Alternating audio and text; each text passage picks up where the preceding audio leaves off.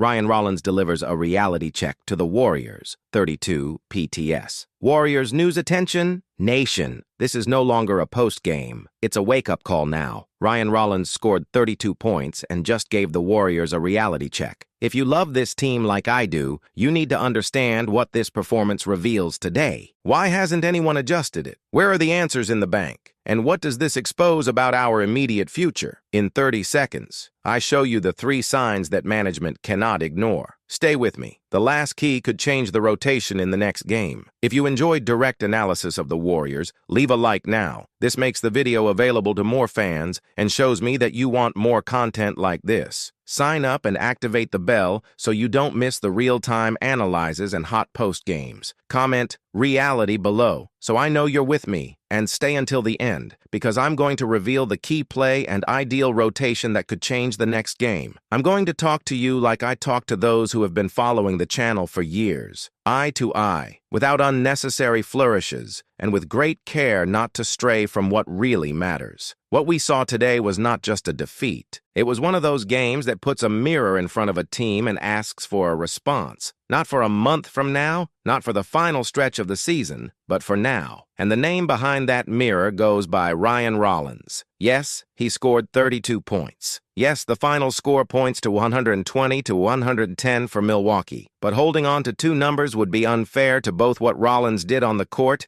and the conversation we need to have about the Warriors. This video is not an empty rant, nor an exercise in indignation. It is an invitation to think calmly and firmly about what we have seen and what it reveals. Let's start with the obvious. Rollins wasn't an isolated lightning bolt who fell into a gym and disappeared. He created advantages in a patient, repeatable way with reading and execution. When he found a defender late, he stopped at the exact point of the mid-range shot. When he received a hurried closeout, he punished with the 3-ball in rhythm. When someone tried to deny his dominant hand, he stayed one step ahead with shift, angle, and balance. There was no miracle, there was method. And when the method works against you, it's a sign that your home needs adjustments. There are those who reduce the performance to an unusual night for the opponent, a bad day for the team itself, the tight schedule, the absence of a star on the other side who would have messed up the variables. I understand the temptation, but the truth is that when a player that you developed, negotiated, and rediscovered as a protagonist exposes you on so many fundamental points, ball protection, defensive communication in exchanges, discipline in assists, execution in the half-court attack, the conversation needs to leave the comfort zone. There was talk of mental and physical fatigue. That exists, of course. The season is long, the series of trips weighs heavily, and any team feels it. But being tired cannot be synonymous with being disconnected. Fatigue justifies heavy legs, does not explain telegraphic passes. Fatigue explains the response being a tenth of a second late, does not explain 5, 6, 7 possessions in a row in which the team repeats the same coverage error. Fatigue explains slightly more conservative decisions, does not explain giving up one's own playing pattern. In attack, the story was similar. There were moments of good flow, but they were lost between hasty choices and an excessive dependence on individual solutions. When the team is unable to transform a defensive rebound into an organized transition, it needs to compensate in the half court by cutting off the ball, changing sides, objective dribbling, using blocking with purpose. Today, we saw entire possessions where the first action didn't create an advantage, and yet the ball went for the shot as if the 24 clock had disappeared. This is a detail that seems small, but it trickles down to the other end of the court. Bad shots generate easy counterattacks. Easy counterattacks require more stamina to return. With less breath, you start making fouls that you wouldn't otherwise make, and the game slips away. When I look at the defense, the diagnosis is similar. There was no lack of desire. There was a lack of connection. At certain minutes, it seemed as if each player was defending a different game. One put on an aggressive show in the pick and roll. The other retreated as if the proposal was a deep drop. The third came to double too late and opened the corner. This type of mismatch is a big deal for a point guard who understands spaces, and Rollins understood it. He read what the defense gave him. No rush for heroes, no rush for spectacular dunks. it was clinical. And being punished for someone else's clinic is the most useful reminder basketball offers. It is also impossible to ignore being careful with the ball. 19 wastes are not a detail. Every loss is a gift in a wide bow wrapper. Easy points, advermoral arcery, inflamed fans. And perhaps more damaging than the math is the message this number sends. Either you are unsure of the plan or you are trying to win the game alone. In both cases, the solution involves reorganizing responsibilities. Who drives? Who starts on the strong side? Who has the freedom to improvise on the second side? Who is the security anchor when the clock ticks? I know that, upon hearing all this, the desire may be, change everything, change everyone, change the quintet, change the rotation, change the philosophy. It's not there. The answers rarely lie in radical solutions. They are often in the insistent details, a half-step forward rotation, a lazy, no-angle block.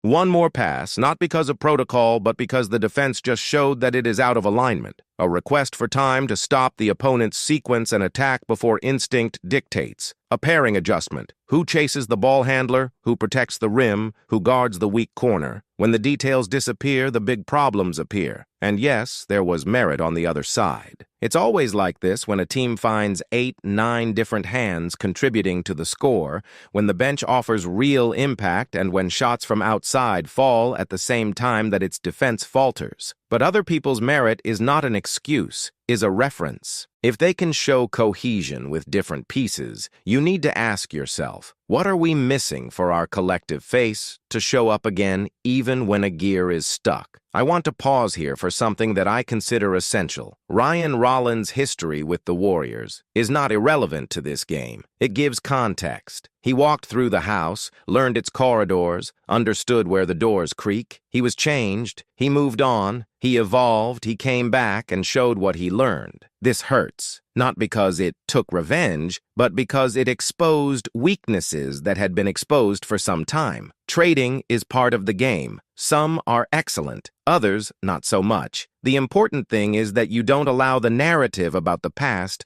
to hide what needs to be done in the present. And the present calls for 3 clear movements. First, reorder decision-making in the attack. This is not about taking away the protagonism of those who have volume and gravity. It's about putting the pieces back into their best roles. The primary creator needs to have 2 strong passing lines always in sight. A very short one, the safety valve, and a long one, the inversion that catches the defense on the wrong foot. The blocker needs to choose the contact better.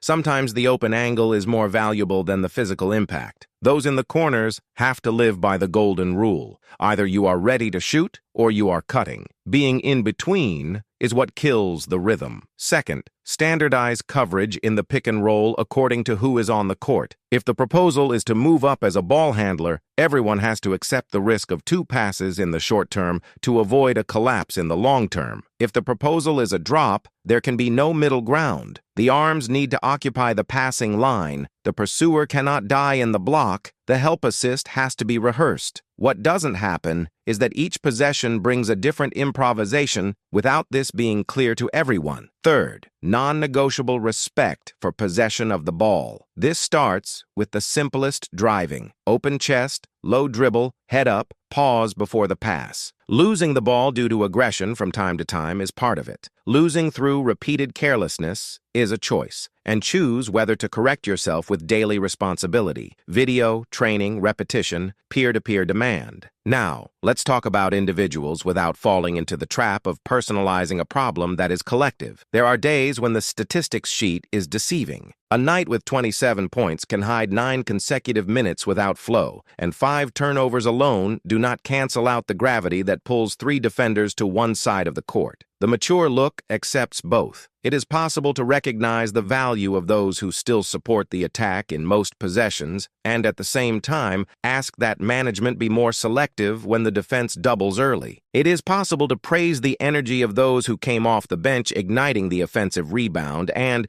at the same time, demand emotional control to avoid a 5th loss of the ball that cuts off a nascent reaction. It is possible to applaud a defender who, even on a turbulent night, was the only one with a positive balance and, at the same time, remember that he also needs company, coverage, someone to close the back door when he jumps to anticipate the passing line. There is also the issue of the supporting cast. We all like narratives about house silver that takes up space, underappreciated reinforcement that fits perfectly, veteran who arrives and immediately organizes the room. Sometimes it happens, sometimes it takes weeks, and sometimes it doesn't happen in the context we imagine.